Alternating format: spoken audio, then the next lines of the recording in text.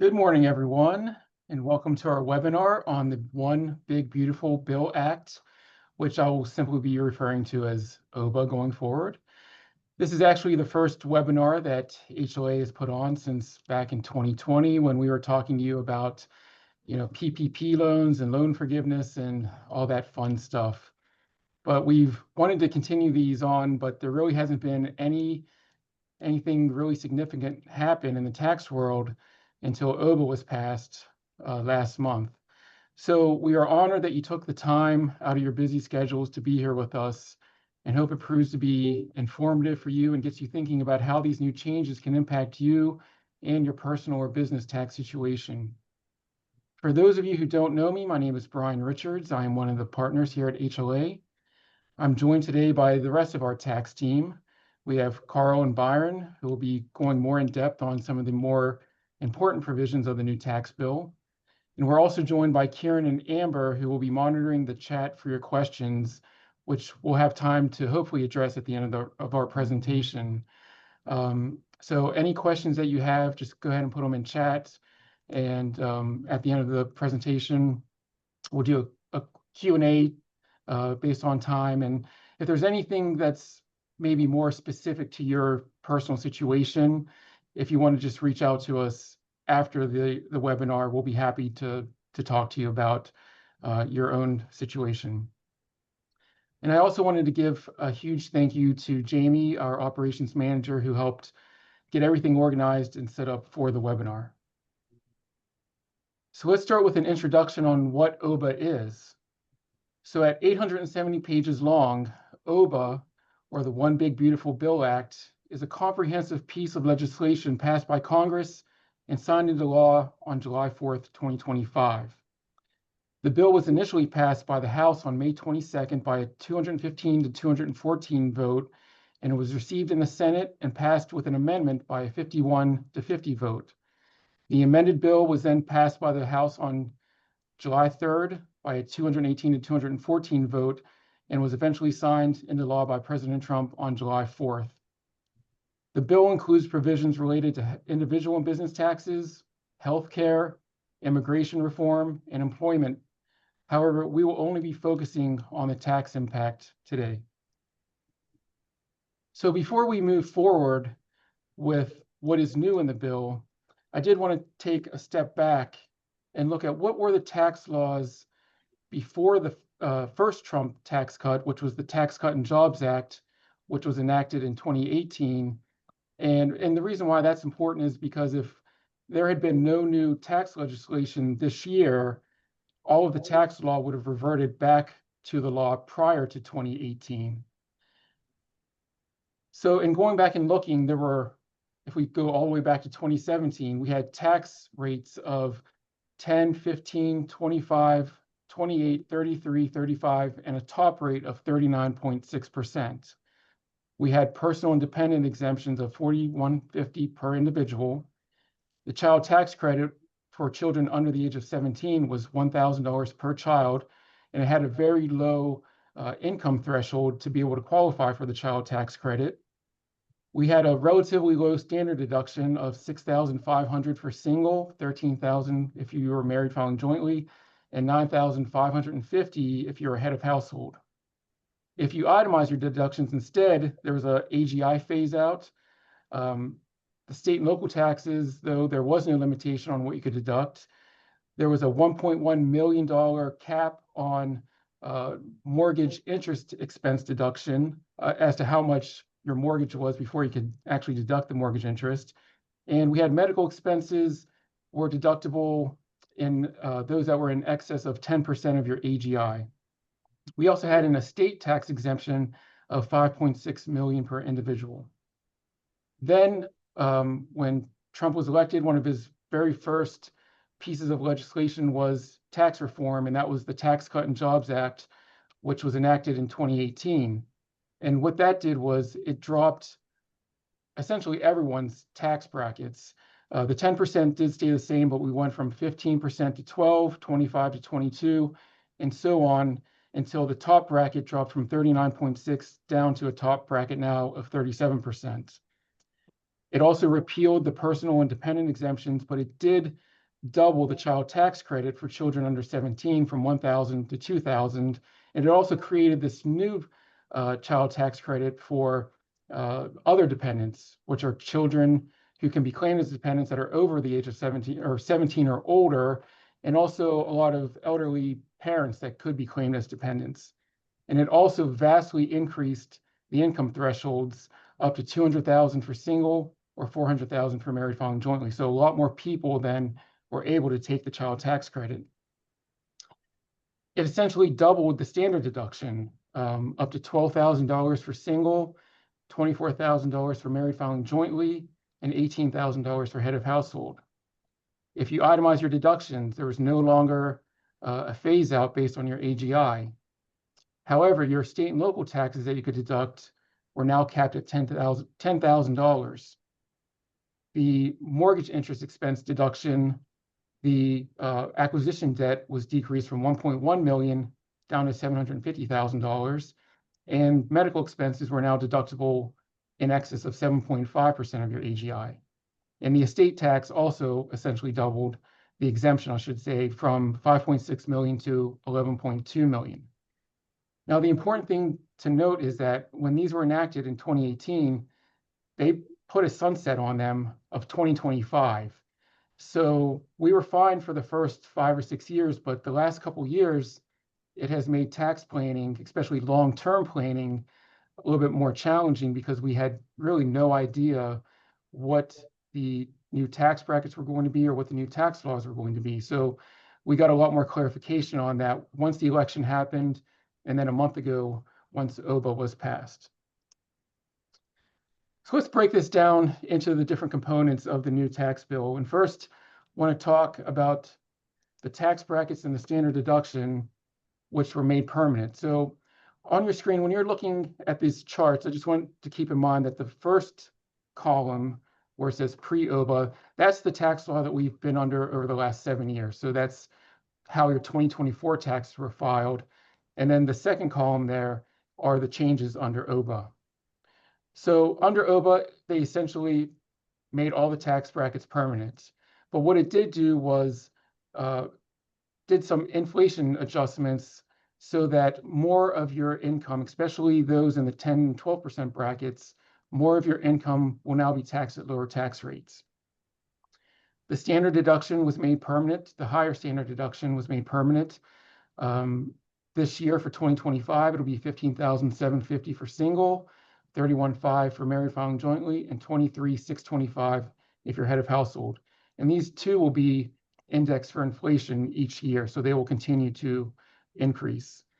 And personal exemptions remained gone. There's no more personal exemptions. That has been made permanent under OBA. Next, let's talk about changes with child and dependent credits. So like I mentioned, the child tax credit under the TCJA was increased to $2,000 per child. That was set to go down to $1,000 after 2025. OBA, however, has now made these increased amounts permanent, and it has increased it to $2,200 per child. And the income thresholds, the higher income thresholds to qualify, have also been made permanent. The $500 credit for other dependents has also been made permanent, but there is no current plan to index that for inflation going forward. Carl, did you have anything that you wanted to add? So just to recap on the child tax credit, that it has gone from the 2,000 to 2,200. The refundable amount, 1,400, has increased. In 2026, it's going to go from 1,400 to 1,700. And the phase out, what happens is if your income goes over the $400,000, let's say, it's $50 for every $1,000 that your income goes over that amount. No change on the other dependent care, but so that's some good news there. Planning is have more kids, save taxes. All right, so next let's move on to what we feel is one of the bigger benefits of the new tax bill, and one of the ones that's getting the most attention, and that is state and local tax cap increase. And like I've mentioned before, under the prior tax law, we were capped at $10,000 per individual or per married couple. So there's a little bit of a marriage penalty there, but that has now significantly changed. And Byron, do you want to talk a little bit about the SALT cap? Yeah, thanks, Brian. So yes, a new provision in place that increases the SALT cap, state and local tax deduction, from 10,000 to 40,000 retroactively, beginning this year, but retroactively for 2025. It is a temporary provision, so we'll see 1% increases beginning after this year. That'll go through 2029. Beginning in 2030, it'll revert back to the $10,000 cap. And so at the very least, and then there are phase outs as well. So once your modified adjusted gross income is greater than 500,000, it begins to phase out, and at the level, and then at the very least, so once you reach, for instance, 600,000 in 2025 in modified adjusted gross income, it reverts back to the $10,000 amount. So it won't go to zero. It'll go back to 10,000. State and local taxes, just for a refresher, that includes your property tax on your home. It can also include personal property tax on any vehicles if you're in a state that taxes personal property tax on vehicles. And then also your state withholdings that you have, if you have it through W-2s or estimated tax payments that you made, as well as any tax may be paid in the current year that was paid for the prior year's taxes. So all that would go into that bucket, and you would have the ability to deduct potentially up to 40,000 for every filing status except for married filing separately, which has a $20,000 cap. And then it'll increase every year by 1%. So you'll, for instance, for 2026, it'll be 40,400, and so on up to 2029. And then one additional aspect at the bottom of the table there is that any taxpayers that have taken advantage of the pass-through entity tax for Maryland residents, the 511D payments, those would not be impacted by the SALT limitation, so you can continue to take advantage of those as you've done in previous years. And then at the very least, and so it provides an opportunity for some tax planning items. One in particular, if you're an estimated tax payment taxpayer, that at the very least, if we need to bump up that fourth quarter payment rather than pay that in January of the following year, you could potentially pay that in December of the current year in order to get that additional deduction as an itemized deduction. And then for what it's worth, it's you would have to itemize so in order to take advantage of this. So if you are taking the standard deduction, there wouldn't be any sort of additional benefit. But at the very least, it might be, because of this increase, it might provide an opportunity for those that were maybe on the fence or maybe weren't getting the most advantages from like your mortgage interest and your other itemized deductions, may be able to take advantage of this via this new cap in place. Which is a Back to you, good Brian. point, because every year we always, when we're doing a tax return, we always look at, do we force, even though the itemized deductions are less than the standard deduction, sometimes we'll force the lower amount just because for Maryland, we can, if you itemize on federal, you can itemize on the state. And if you don't, if you take the standard deduction on the federal, the standard deduction on the state is only about 5,200. So with that state, with having additional state taxes, it will push you to a point where maybe we're above the standard deduction and automatically doing that with this higher state tax deduction and then itemizing. The state taxes that you pay aren't a deduction on the state, but it reduces the cost of taking fewer deductions on the federal return so that you can itemize on the state. So there's some planning opportunities there, as Byron said. Yeah, I think it'll be interesting starting in 2025 and going forward, who will be itemizing and who will be taking the standard deduction, because it was estimated that once TCJA was enacted in 2018, that when they lowered the SALT cap down to 10,000 and they doubled the standard deduction, they estimated about 90% of taxpayers were moved off of or moved over to taking the standard deduction. So it'll be interesting to see if there's going to be a huge shift in that with the just alone with the increase in the SALT cap. So that'll be something that we'll be definitely paying attention to. The other thing I wanted to mention was permanently repealing something called the PEAS limitation. And essentially all that is it's something that was enacted again before the TCJA that limited your itemized deductions if you're in a higher tax bracket or in the highest tax bracket. That was permanently eliminated, but it was replaced by a new threshold for only those in the 37% tax bracket. So if you're in the highest tax bracket, there is a calculation that will need to be done that may limit the amount of itemized deductions that you're eligible for. And this takes impact, it starts in 2026. So it won't be for 2025. Next, I want to move over to talk a little bit about mortgage and home equity interest deductions. And I think, Carl, you have something on that. So the $750,000 limit has been there for several years. And this is the average loan balance for all of your loans for your first home and your second home. So you can deduct the interest and taxes on your first home and your second home, but the mortgage balance, average balances cannot exceed $750,000. If you do, then there's a calculation that we have to do that reduces a certain amount of that interest that's paid on the excess.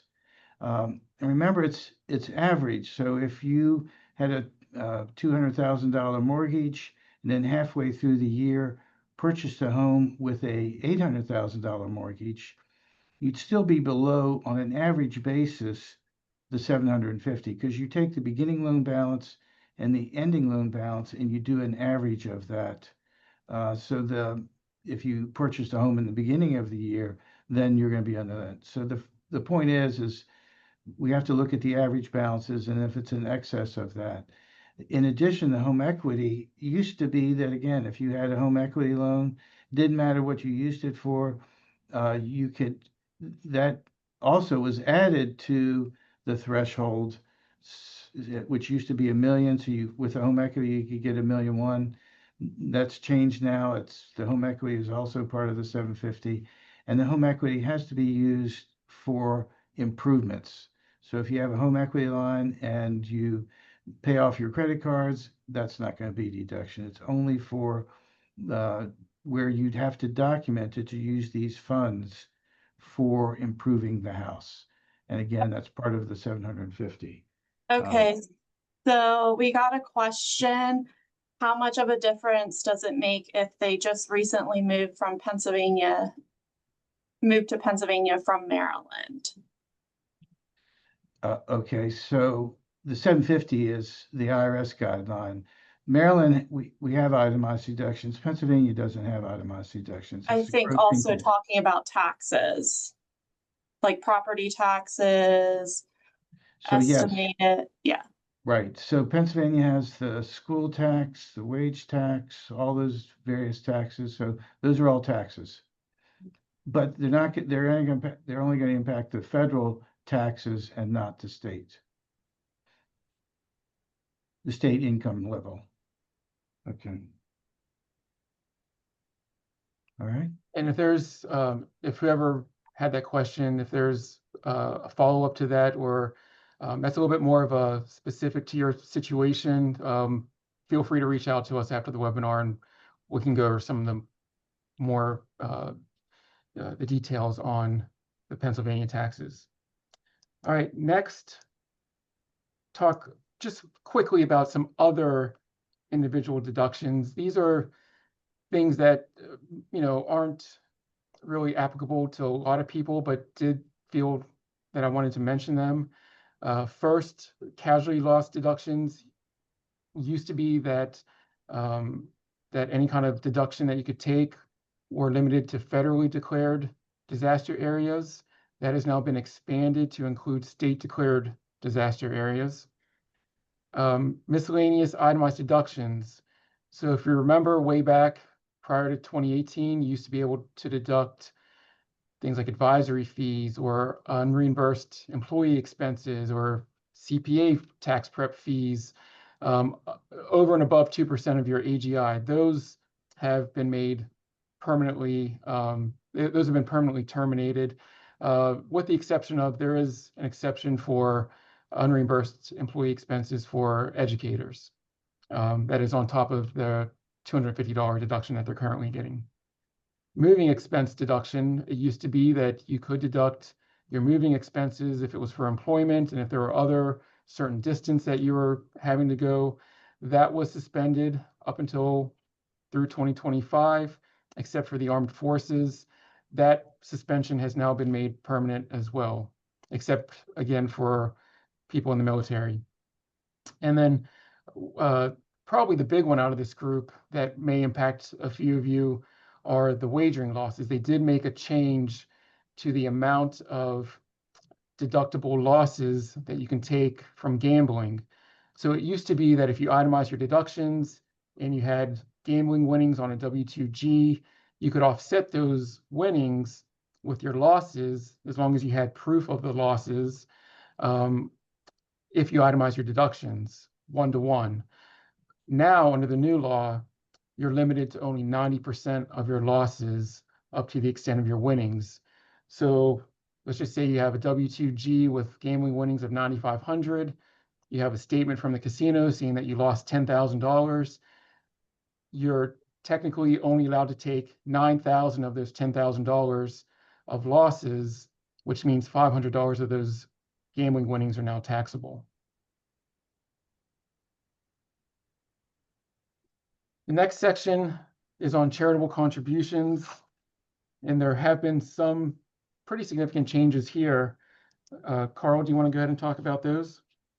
Okay, so for 2026, we have an above the line deduction for charitable contributions. We used to have that, it was a lower amount that went away, but now we have for single taxpayers $1,000 above the line, and for married $2,000 above the line.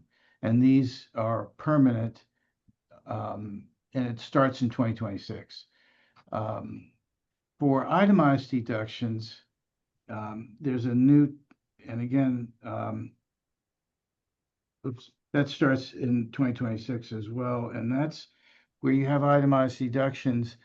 We have a floor now where you take 0.5% of your adjusted gross income, and so, for example, if it's let's say 200,000, I think the first 750 would not be deductible. So it sort of goes back to where you used to have the 2% for the itemized deductions. Now we have this in the charitable deductions. That's 2026. Yeah, that all starts in 2026, so nothing to worry about for this tax year. And again, the contributions are above the line.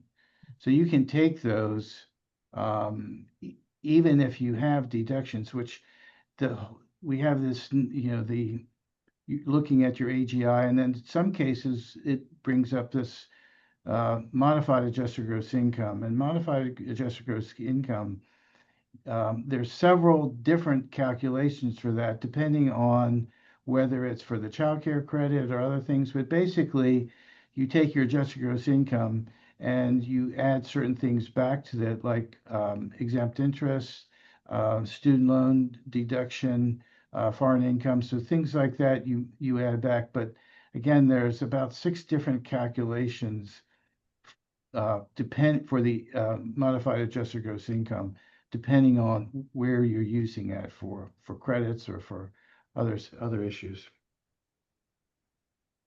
All right, we mentioned earlier about how the SALT tax cap was one of the biggest provisions in the new tax law. This next section, which are what we call the temporary provisions, which have a life only through 2028, these are probably the other biggest parts that have been getting the most attention. And that's the sections on no tax on tips, overtime, some increased deductions for seniors, and also car loan interest now potentially being deductible. And Byron is going to talk to you now on the no tax on tips and overtime. Thanks, Brian. So yes, these are temporary provisions that have been set in place 2025 through 2028. I'll start with the tips. So these are for qualified tips and certain occupations, but it allows for up to a $25,000 deduction. And it is an above the line deduction. So at the very least, we can kind of look at tax planning from that perspective as well. You do not need to itemize in order to take advantage of this deduction. There are phase outs. So for 150,000 for your single filer and then 300,000 for your married filing jointly. The phase out is anything above that amount, modified adjusted gross income, $100 for every $1,000 above that amount. And so at the very least, certainly something that potential tip workers can take advantage of. It has to be voluntary tips. So one of the examples that was brought up is we've all kind of been probably witness to like the 18% automatic gratuity. Because that is not necessarily voluntary, that does not get included in the tip. So that's just one example. But another kind of thing to consider is that there is a list, and this list, there's a little bit of gray area, but ultimately it's going to be anyone that was, has tips or been accustomed to tips as far as a worker is concerned prior to 2025. So the idea behind that is it won't allow employers to go in and try to reclassify wages or reclassify income just to take advantage of this. So at the very least, it's going to be obviously your restaurant workers and those that have received qualified tips in the past. And then this will be documented on a W-2 or for a self-employed individual, potentially a 1099. So there's been some talks about there a little bit of leniency as far as employers are concerned, as far as addressing this in 2025, but ultimately for those impacted by this, you should see new line items on your W-2 or certainly the 1099 for your self-employed individual that will kind of detail what is exactly that amount up to the $25,000 deduction. But at the very least, there is a benefit there. And once again, this is an above the line deduction, so it is not impacted by whether you take the standard deduction or you itemize, and can potentially reduce that adjusted gross income amount, or at least the modified adjusted gross income. Similar for overtime pay. So at the very least, the one caveat with this is it's $12,500 for your single tax filer, $25,000 for your married filing jointly. But this is looking at it, in essence, this is your W-2 hourly wage earner. Looking at it from the perspective, we all know the time and a half, it's really focusing on the half portion of that. So anything that is strictly considered overtime pay from the just based on the act itself, ultimately would potentially qualify for this up to the $25,000 deduction for married filing jointly taxpayers. Once again, this is available up until through 2028, I should say, above the line deduction. So once again, it doesn't matter whether you take the standard deduction or you itemize. And then similar phase outs as well. So 150,000 for your single, 300,000 for your married filing jointly, $100 less or phases out by $100 for every amount above $1,000. And then at the very least, you would be able to maximize that potential deduction. So at the very least, there's some tax planning items involved with this, especially as it relates to some of those that might be impacted by this, but certainly some additional opportunities at play there. And I did just want to point out, going back to the no tax on tips. So tips will be reported on your W-2 in box 1. You'll get the above the line deduction on your 1040, but that's where you get the deduction or not paying the tax on it. But those tips are still subject to Social Security and Medicare tax. So just want to make sure everyone's aware of that. So I was going to talk a little bit about this new provision for seniors. If you're over 65, there is a $6,000 above the line deduction 12,000 if both are over 65. And there is a phase out on this, and for single, it's 7,500, and for married, it's 150,000. It's not a cliff, it's a phase out. So if you're at 154,000, you're still going to get the majority of it.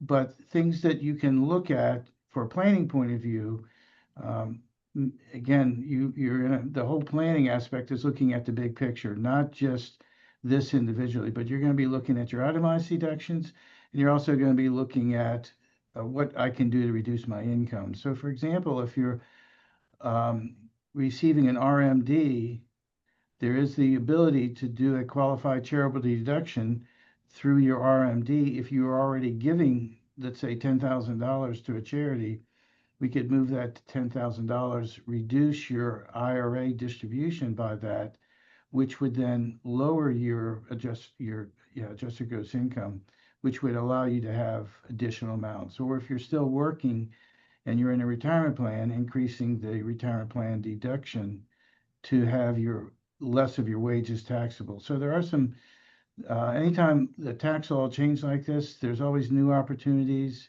We sort of never really say, is it good or bad? It's just, here's what it is and what can we do to take opportunity of it. So it's 75,000 and 150,000, but in reality, it's 175,000 to 350,000. So if your income, even at 300,000, you're still going to get some of it.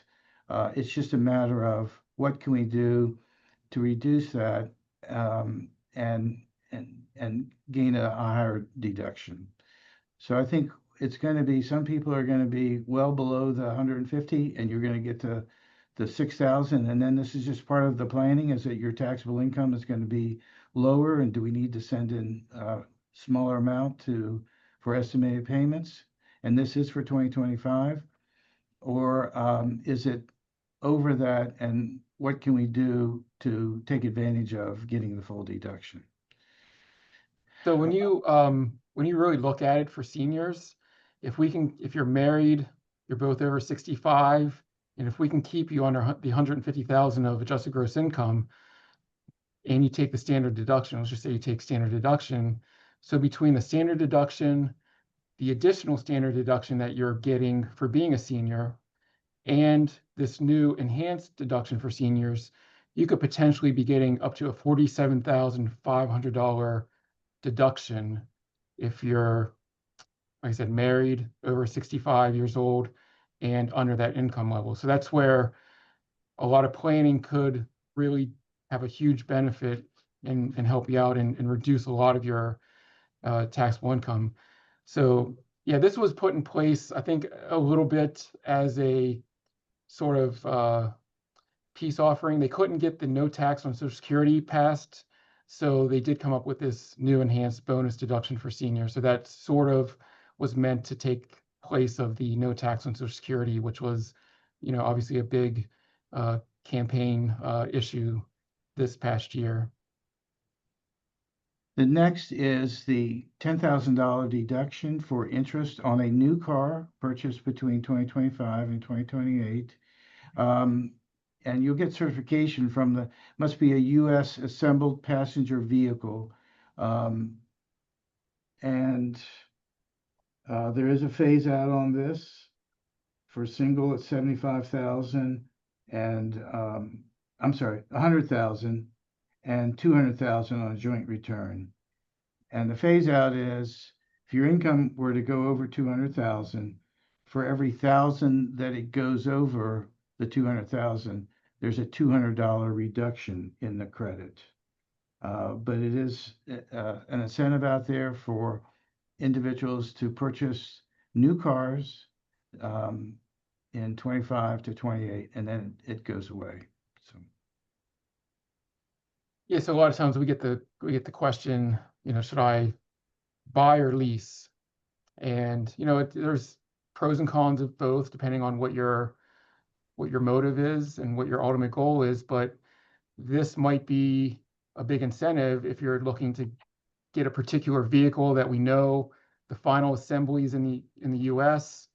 And if you're buying it brand new, this might be an incentive to lean more towards buying than leasing. We used to tell everybody from a tax deduction to buy a vehicle with a GVW over 14,000 pounds. So those vehicles don't qualify for this. So it has to be way less than 14,000 pounds. And it does apply to pickup trucks. And if your wife lets you, motorcycles too. All right, let's move on to the section on education, adoption, and something new this year, which Byron will be getting into in a minute, a new account for your child. So under the prior law, employers could exclude up to $5,250 of income to go towards paying off qualified student loan payments. That has been made permanent and will be adjusted for inflation going forward. Also, there's some changes with the adoption credit. $5,000 of the adoption credit is now refundable, which again means that if your tax liability is completely wiped out, you still could benefit up to $5,000 of a refund if you qualify for the adoption credit, and that too will be inflation adjusted. And Carl, I believe you had something on the education. So yes, the 529 plans now can be used for expenses from kindergarten to 12, and now new for homeschool expenses as well. So homeschool, if an individual's homeschooling their child and they have expenses, and again, there'll be more detail coming out this, but I know a lot of clients that homeschool, sometimes they'll band together and pay a teacher to teach a specific course, like maybe biology or something. And so that would be expensive, an expense that you could deduct out of the 529 plan, using it for that. And since we've always known we're special, and then the IRS came back and said we were special in this bill, that CPA, if we take courses to pass the exam and the cost of the exam with the 529, we can also deduct that. I don't think it's going to get used a lot, but anyway, it's there. Byron. All right, so Trump accounts. These are, as the previous slide had indicated, these are retirement accounts for minors. And so at the very least, I'll try to touch on some of the surface level items. There's certainly a lot to kind of unpack with all of it, but at the very least, it is on the surface, it is a retirement vehicle, retirement account for your minors and dependents for that matter. And so at the very least, for starters, although this goes into effect this year, 2025, you can't actually make a contribution into a Trump account until not January 1st, but July 4th, 2026. So we're about a year away from when you can potentially set these up and contribute to them. At the very least, they kind of pull from various existing retirement accounts, your traditional IRA, your Roth IRA, even your 529 plan to some degree. And so I'll kind of touch on those as well. So for starters, maximum amount that you can contribute is $5,000 per year. This is a post-tax or tax-free contribution in the sense that you are not getting an upfront deduction. This is a non-deductible contribution, I should say. So that is different than the traditional IRA aspect, but at the very least, $5,000 that you can potentially contribute. Who can contribute?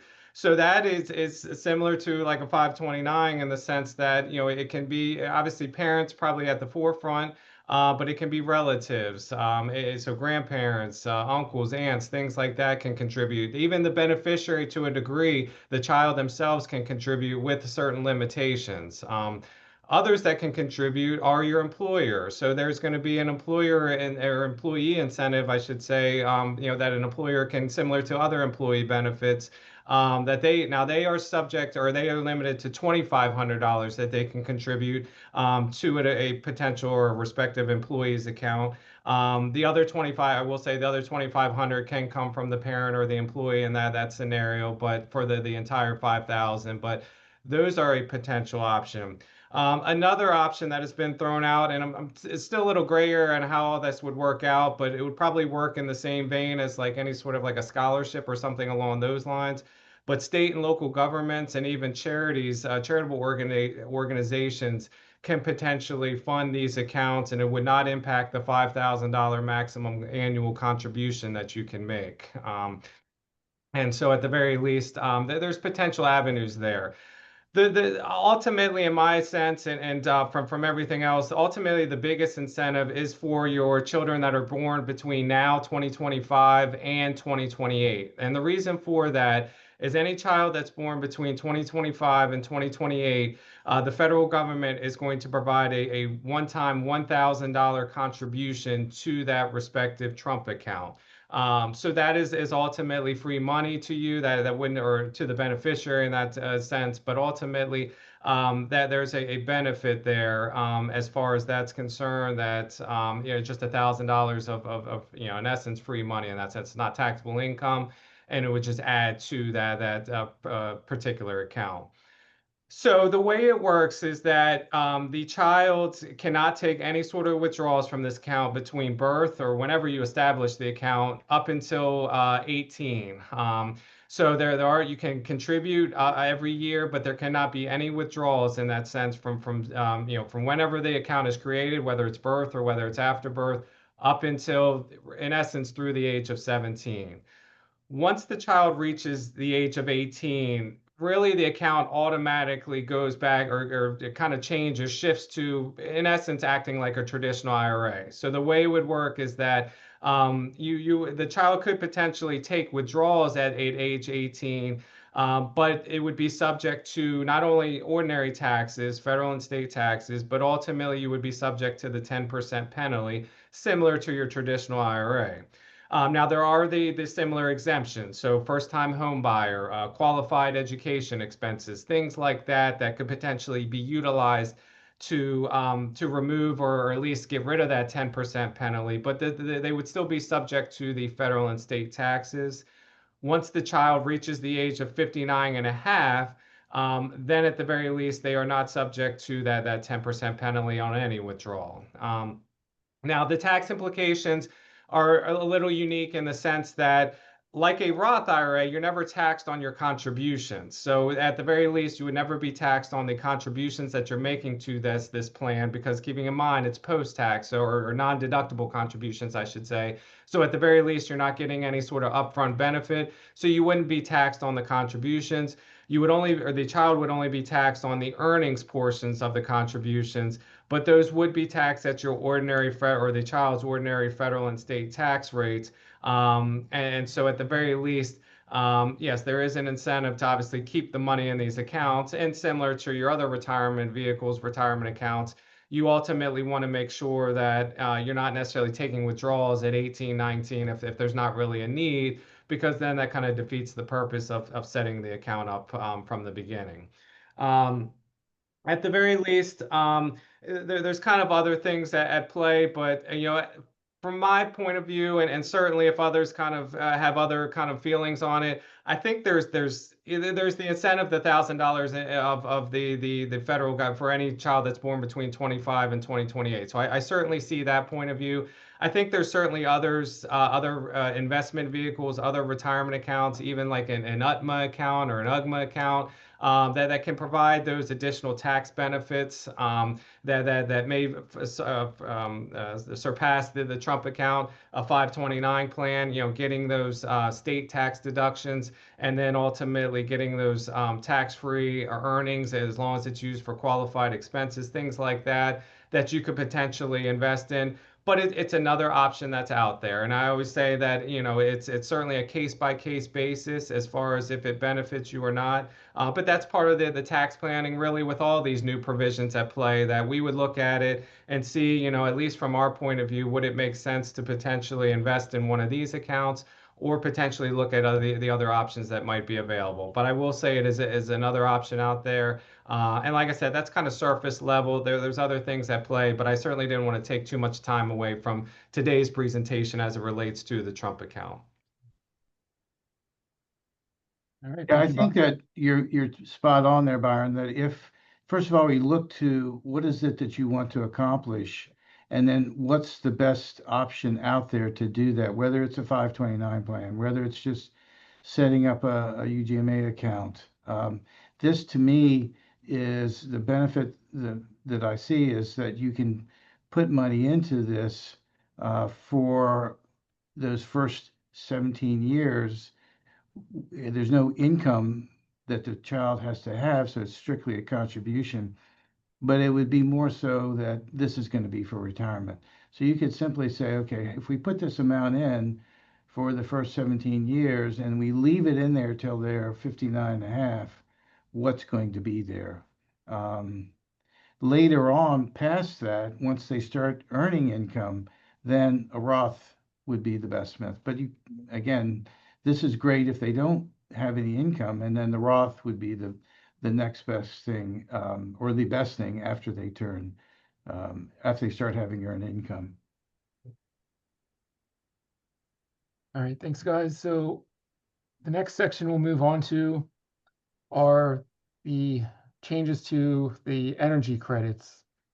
And as you can see from the slide, across the board, these were not very popular with in the tax bill because they are all terminating at some point in time. So I know one of the big ones that was brought about from the Inflation Reduction Act of 2022 was the tax credit up to $7,500 on electrical vehicles. That is now set to terminate as of September 30th of this year. So if you have been thinking about getting an electric vehicle, time is running out. You have essentially 2 months or less than 2 months to purchase one. Even if you meet all the other qualifications to potentially get a credit. Some of the other big energy credits, such as, the clean energy credit, that would be buying energy efficient heat pumps or HVAC systems, doors, windows, solar panels, geothermal units. All of those are actually set to expire at the end of 2025. So again, we have a limited window to purchase those in order to still take advantage of some sort of tax credit. And this chart will sort of just lays all that out for you. Like we mentioned earlier, there's an increase after or with the TCJA of the estate and gift exemption. It was essentially doubled. That was, from 2018. For 2025, it was up to 13.61 million, or I'm sorry, for 2024, it's now increased up to 15 million per individual. So it provides a lot of opportunity for gifting and other kinds of estate planning in order to avoid having to pay any taxes. As you may know, the estate tax rate is insane, 40%, I believe. So anyone that's in that situation, you have now up to 15 million to remove from your estate to avoid the tax. I think the big key there is it's permanent, whereas the other ones were sunset. And going back to 2010 in the estate tax area, there was always this fear that it would go from 5 million down to 1 million, and that didn't happen. And then there was fear when it was going up that, again, with the change in administration, that would go back down. So for those in the higher income levels, going from the 13 to the 15, it does give you some opportunities to do additional gifting to bring your estate below the 15, or if married, $30 million. as Brian said, because if you go over that and it becomes a taxable estate, then you're at a very high bracket.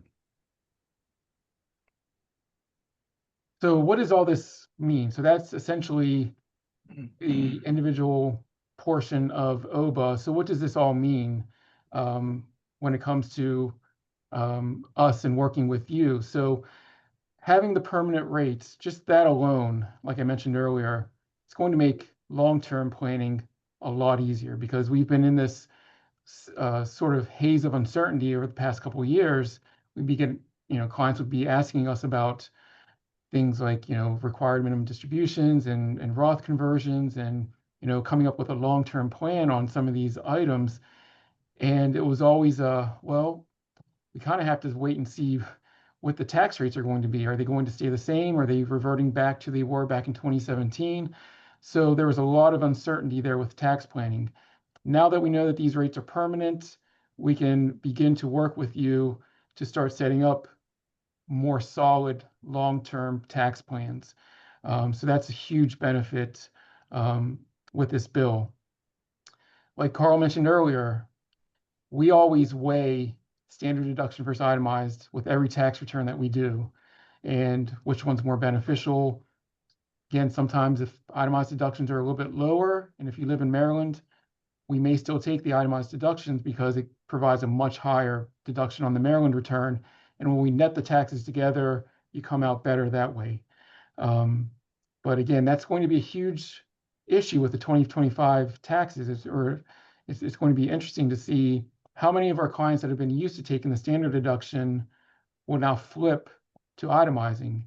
And I know we've gotten questions from our clients over the past couple of years.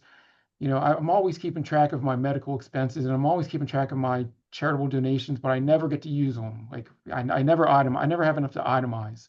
Should I keep doing that?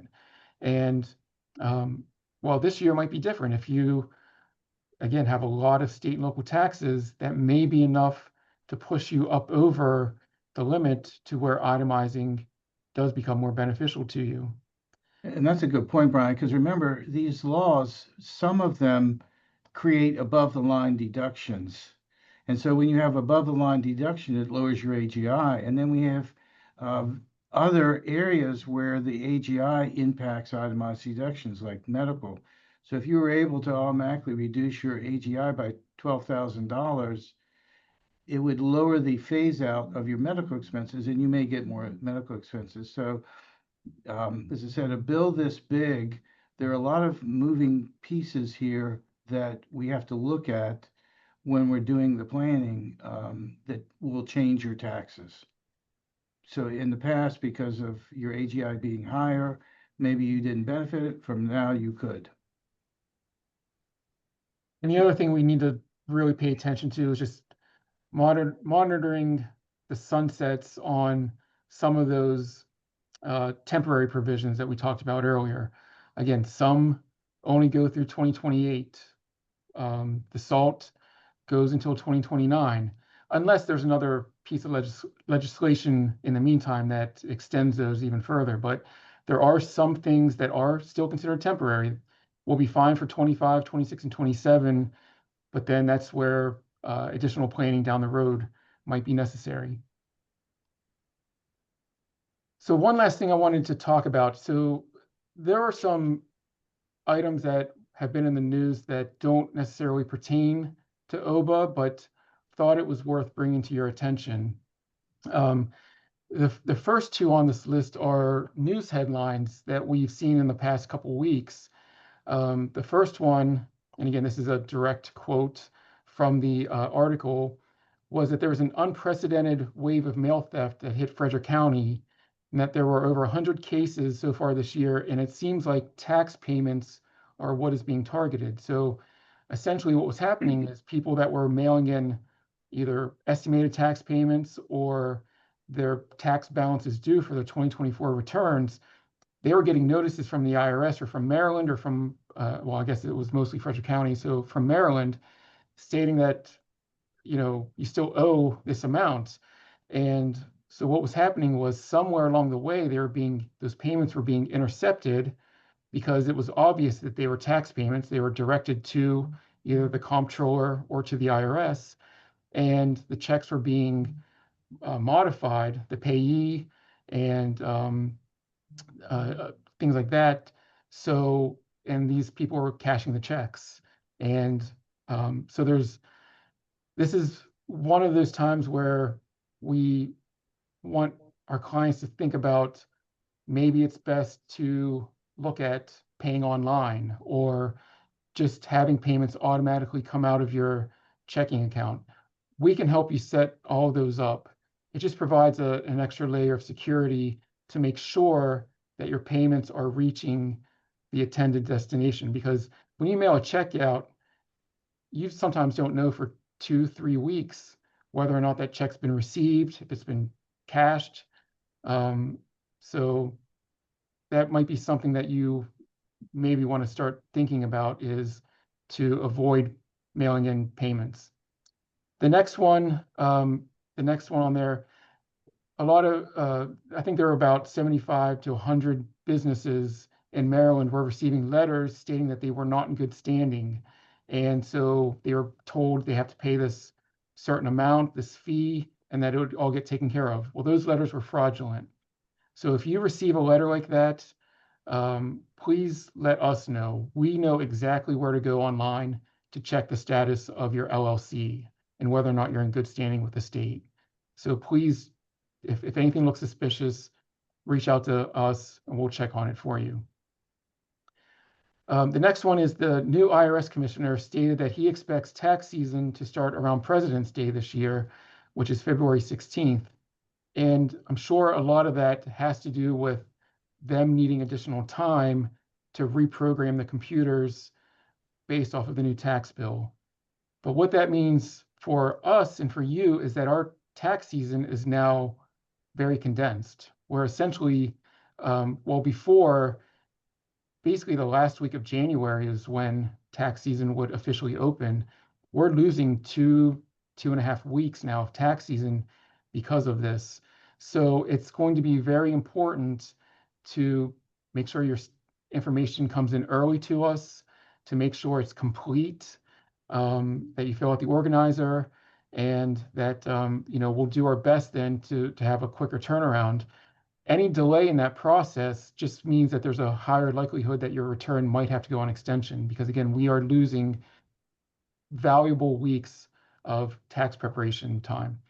Now, a lot of times, if our software company can get the software on their end updated in time, we can still prepare the return.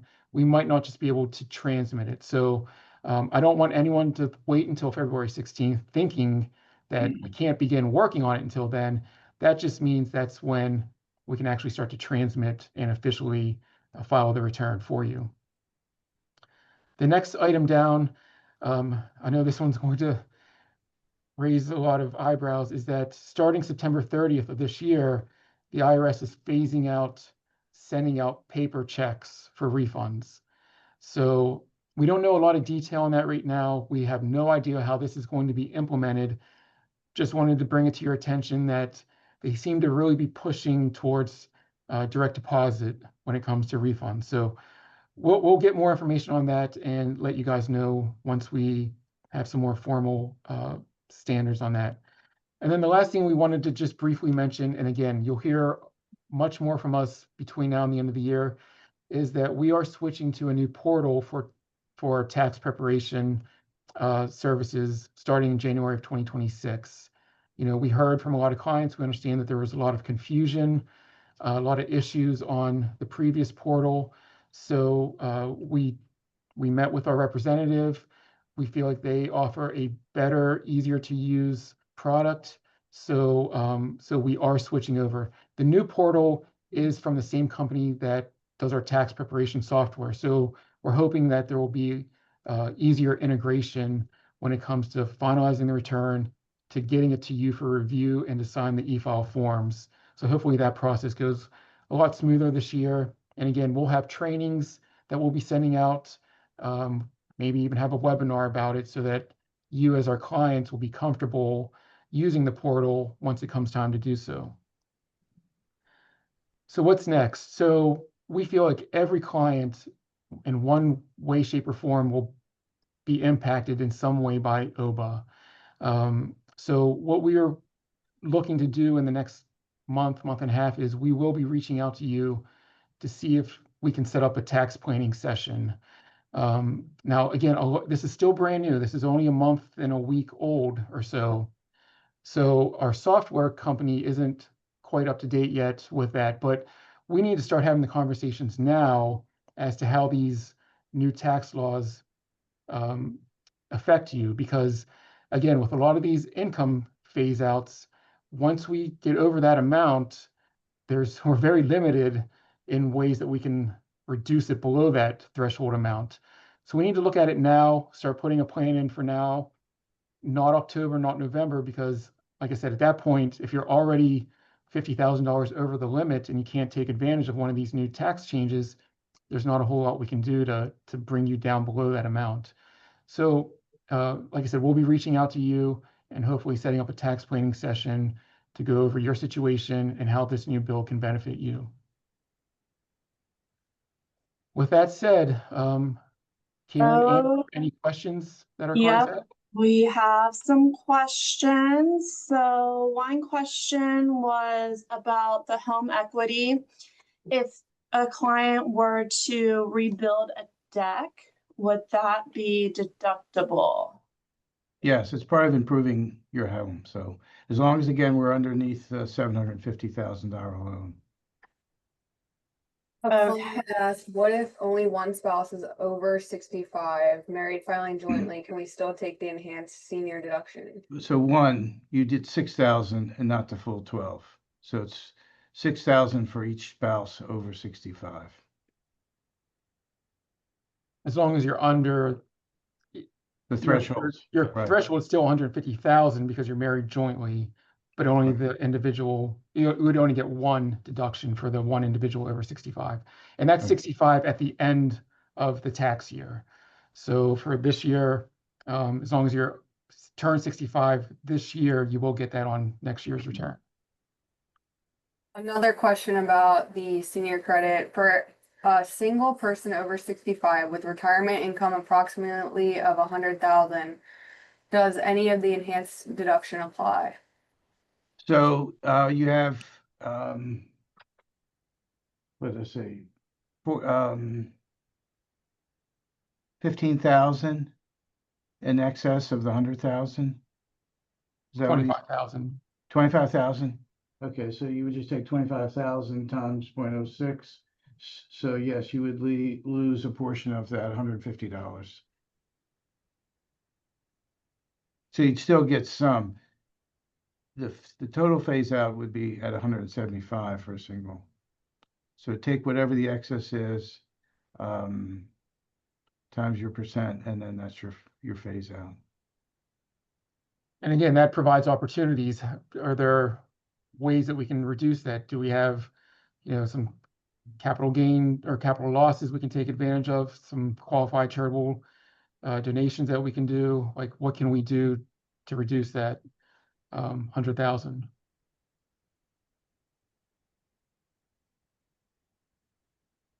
Okay, another question about 529s, about transferring them between siblings and licensures such as social workers. I Okay, believe the transferring of the 529 rules haven't changed any. I think all that was added was the ability to now use 529 funds for specific licensing based off your profession. So I don't think there's any change in the ability to move 529 funds around. It's just that it was enhanced to allow it to be used for more things. Okay. And I believe Byron touched on this a little bit, but how does the Trump account differ from is more beneficial than a custodial IRA? So there's, I mean, it goes back to what are the options, what makes sense for the particular beneficiary, but you know, in essence, it would work similar. Now the cap being 5,000, so your IRA having the potential for a $7,000 annual contribution. So things like that, there will I be think, some Barry, I think okay. the big thing is that the Trump IRA is for that period of time before the child has earned income. That You part, have to yeah. have earned income to contribute to an IRA. There's an opportunity here to put the funds in, but then it basically reverts back to being. So it's the reason you would do this is if you wanted to put these funds in there for X number of years until they reach 18 and then have it sit there as part of a retirement plan and not pull it out. So that to me would be the benefit. The IRAs, you have to have earned income. And so once you start having an IRA, then your choice is do you do a traditional or do you Roth? And if they're at that early age where they're in a low tax bracket, then a Roth is by far the best. But they have to have earned income. You don't have to have it with the Trump. And then I guess you could throw in that $1,000 incentive from the federal government, the ability to do that, the employer portion. So there are kind of differences and similarities, but yes, the big one probably being the earned income aspect that with the Trump account, there's no earned income requirement. You know, unlike the Roth IRA or the custodial Roth IRA that would potentially have that or would have that requirement.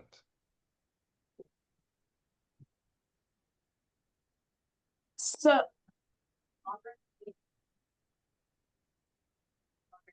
I'm sorry, Kieran, can you repeat that? I couldn't hear you.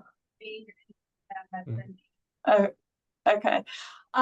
So someone asked about, a lot of it says permanent. Is there any chance that it might not be permanent? Can things change in the future Absolutely. based on Congress? Yeah. And what I have been told by various individuals is that that this is put in permanent. So let's just talk about it being a political move. And the political move is that if the tax benefits phase out and the new administration comes in, it's that, yes, the tax liability go up, but they didn't do anything to raise taxes. So if they go in and let's say eliminate some of these provisions that are permanent, then the message would be, oh, you raised taxes because you took this away. So it's more of, in my mind, looking at this being a political move that is creating this permanency that, because anytime a new administration comes in, there's going to be changes. Every president likes to have a signature tax bill when they come in. So yes.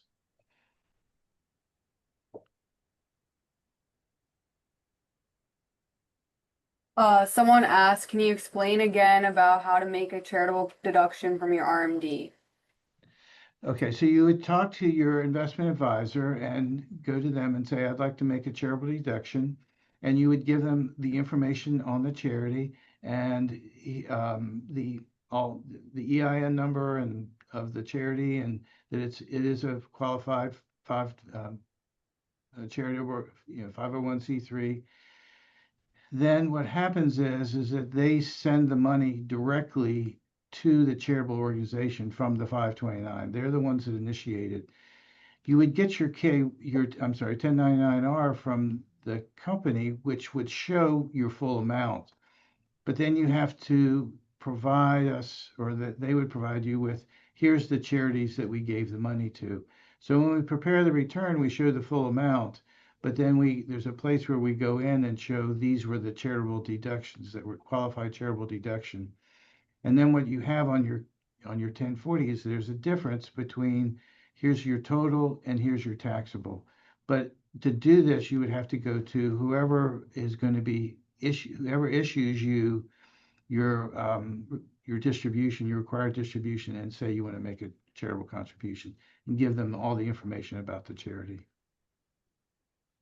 And I would just add to that, the reason that you would potentially do that would be that, number one, you wouldn't have to itemize in that scenario in order to take advantage of that charitable distribution, that QCD, I should say.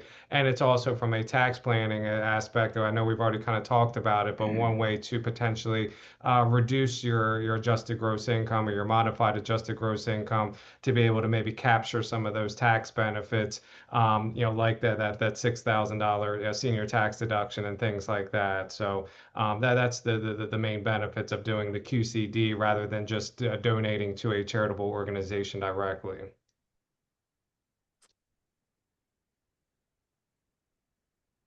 Going along with the contributions, someone asked, did the limits of charitable donations change? I think they were 50% of your AGI for non-cash and 60 for cash. So there's several limits there. For cash, it's 60% of your AGI. If you give non-cash, stock, appreciated stock, clothing, so forth, that's 30% of your AGI. If you give any appreciated asset, it's going to be, the limit's 30%. Cash is 60% of your AGI.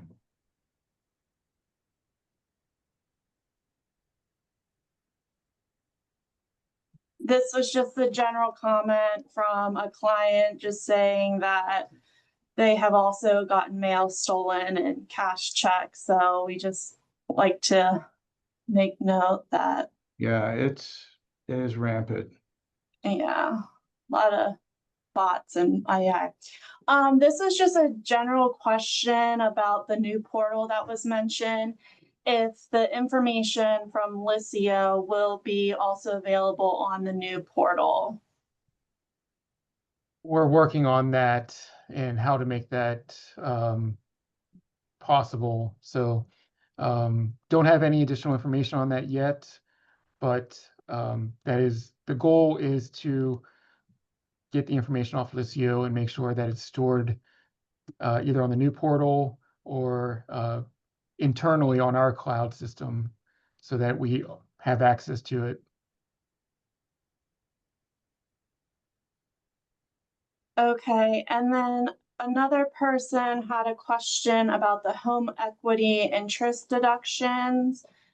So I guess they were a little bit unclear as if it's still deductible. As long as you're below the 750 total in mortgage interest, and as long as you can trace that those funds were used to improve the home. Right, so if you're taking out a home equity line of credit on your home and using that to pay credit card debt, that's not deductible that's not deductible interest. But if it's for anything to buy, improve, anything related to your home, it actually is no longer classified as home equity debt. It's now acquisition debt. It's treated the same as mortgage debt. So then that does become deductible. As long as you're under the 750 total. Yeah. And then one additional example, I think we kind of talked about, but ultimately it is that 750 amount is for the year. So hypothetically, let's say someone is in the purchasing a new home in the middle of the year, especially later in the year, and it's above that 750 amount. They may still qualify for the full interest just based on the fact that they purchased it. They had a zero value at the beginning of the year and then purchased the home later in the year. So there are kind of other caveats at play, but that is something to consider as well. If you purchased a new home in a given year and it is exceeding that $750,000 amount, you may still be able to take advantage, at least in that first year, by just the simple fact that it was purchased middle of the year versus beginning of the year. Right. So the question that we have to answer when we do this is, what's the average balance? Yep. Not what's the year-end balance, but what's the average balance? Someone asked, on top of that, what about improving a rental property? So rental property is different. It's not part of the home interest deduction.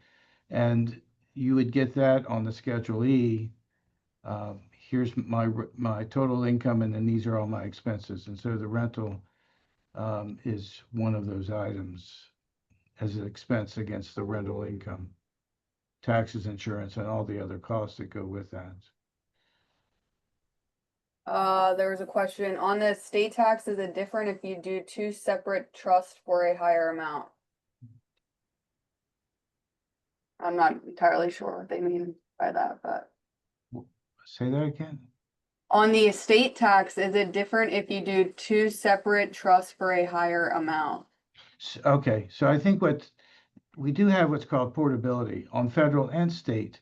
So what it means is between a husband and wife, they each have 15,000, but jointly it's 30,000. So the first to die, you have to file a return, a 706 return, to take advantage of the portability. So if the first person to pass only uses $4 million of it, then we have an extra 11 million that goes to the surviving spouse.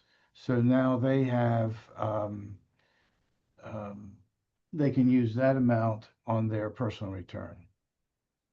Same thing with the state. The state's $5 million each, so effectively on a joint application, it's 10 million. But again, we have to file a 706 to document that.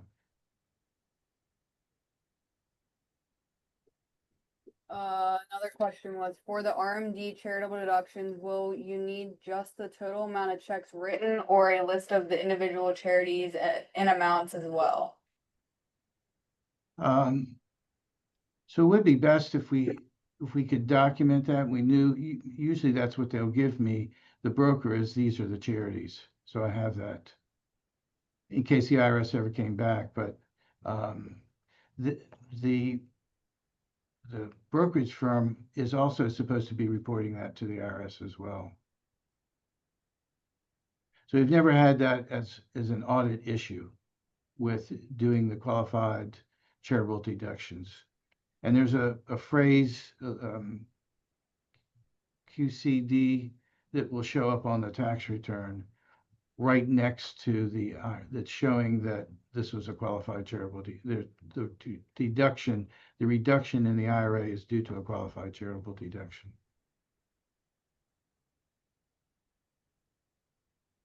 I think that was all the questions, unless anyone else had anything else. You got anything, Well- Karen? Karen? Oh, someone said thank you. Oh, thank you guys. Yeah, If thank anyone you. else has any other questions, if you think of something a little bit later, again, feel free to reach out to us and we'll get the answers to those questions. We're also recording this session, so if you want to go back and watch it again or pass it along to someone else that you know to watch, we'll be sending out a link within the next few days that will allow you to go back and watch the broadcast. And then for those of you who have businesses, we have our session tomorrow at 10 a.m. So you can come back and watch for some of the changes on the business side of things and how they may impact your business taxes. So if there's no other questions, again, thank you everyone for joining us.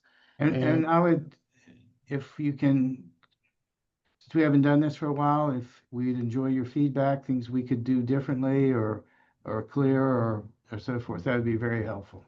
Yes, we do honestly want to do a lot more of these going forward. So any help that you can give to us, any like Carl said, any feedback would be wonderful.